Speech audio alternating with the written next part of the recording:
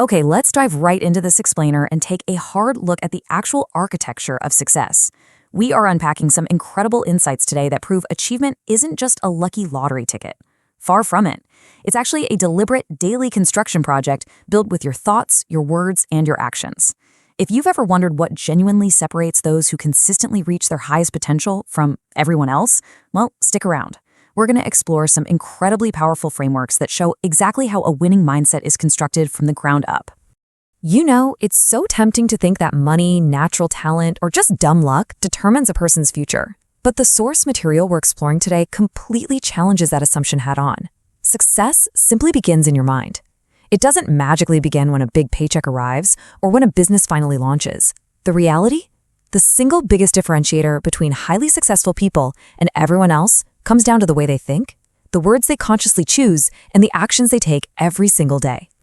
So to understand exactly how this works, here is our agenda. We're going to cover 1, the myth of success. 2, rewiring your inner dialogue. 3, designing your growth environment. 4, taking imperfect action. And 5, winning the day. We'll break down 10 powerful habits into 3 distinct pillars of personal transformation, giving us a really clear roadmap. Let's start right off with section 1, the myth of success, mind over matter. This establishes that every achievement starts as a belief before it ever becomes a reality. Here's a wild fact. Human brains are actually wired to look for the negative. It's a built-in survival mechanism that kept us safe in the wild back in the day. So if you tell yourself you're incapable, your brain naturally goes on the hunt for evidence to prove you right. It will literally look for every single reason to confirm that limitation.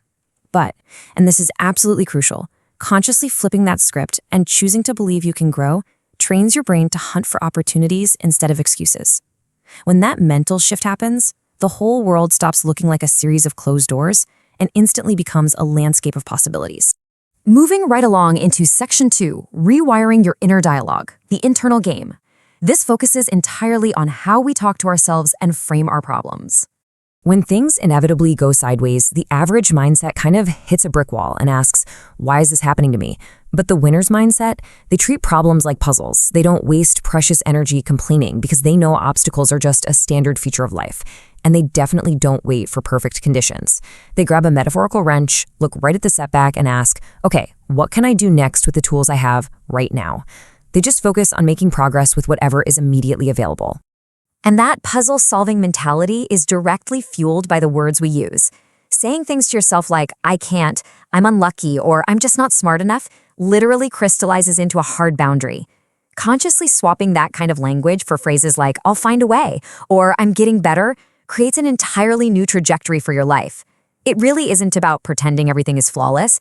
It's about choosing language that shapes your thoughts, which in turn drive your actions and ultimately create your future. Think about the voice in your head right now. Honestly, we are often our own harshest critics, saying things to ourselves we would absolutely never say to a friend. If a challenge pops up and that inner voice immediately says, I'll never figure this out, well, the natural instinct is to just quit. The profound takeaway here is to trade that inner critic for an inner supporter. Treat your internal dialogue the exact same way you would encourage someone you deeply care about. Because real internal confidence truly grows through that positive, supportive repetition.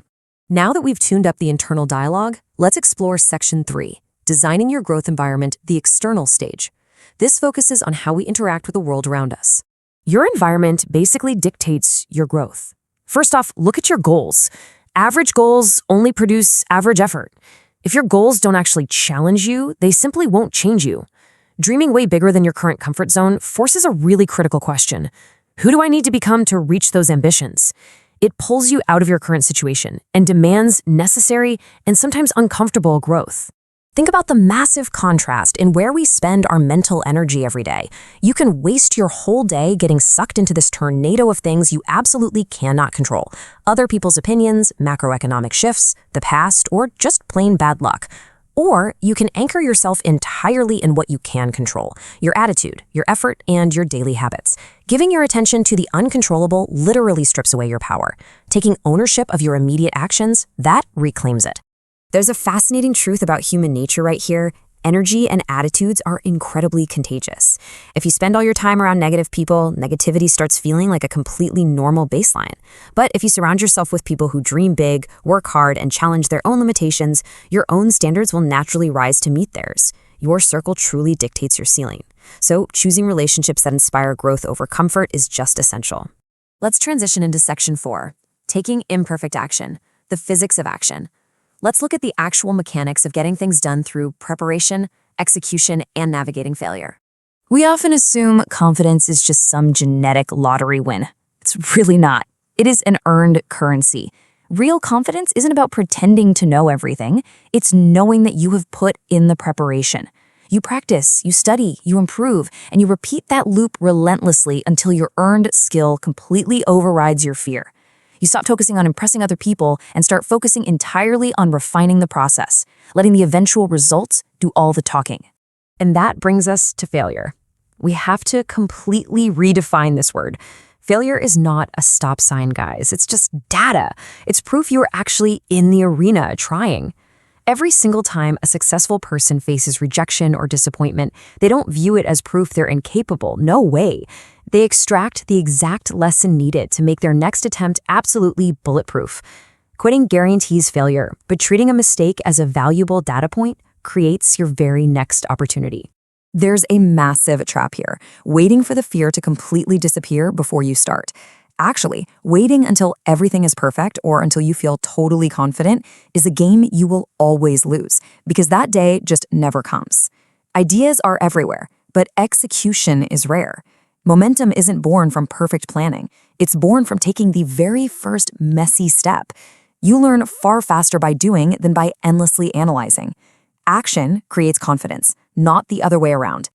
Let's pull all of this together in our final segment, Section 5, Winning the Day, the micro-decision climax. We'll see how huge dreams are actually constructed on a foundation of tiny daily choices. Success isn't one grand, sweeping Hollywood moment. It's built piece by piece, like a giant puzzle, through tiny, often unglamorous daily choices. Every single morning is an opportunity to decide who you are becoming. It's choosing discipline when hitting snooze and getting distracted is so much easier. It's choosing growth when comfort is calling your name. It's taking responsibility instead of making excuses and actively finding gratitude rather than defaulting to negativity. Those little micro decisions literally snowball into extraordinary realities. The people you admire most, they aren't superheroes. They just execute differently. You don't need to be perfect overnight. You just need to be slightly better than yesterday. Read one more page, take one more step, learn one more skill, keep one more promise to yourself. These small victories build confidence. Confidence builds consistency, and consistency is completely unstoppable. At the end of the day, it all boils down to the power of one. Your future isn't a prisoner to your past. It is actively created by one decision, one action, one habit, one day at a time. The entire momentum of your life pivots on the singular choice you make right now. So the question isn't whether success is possible for you, since every winner's story begins with a simple, imperfect decision to just start. What choice will you make the second this explainer ends?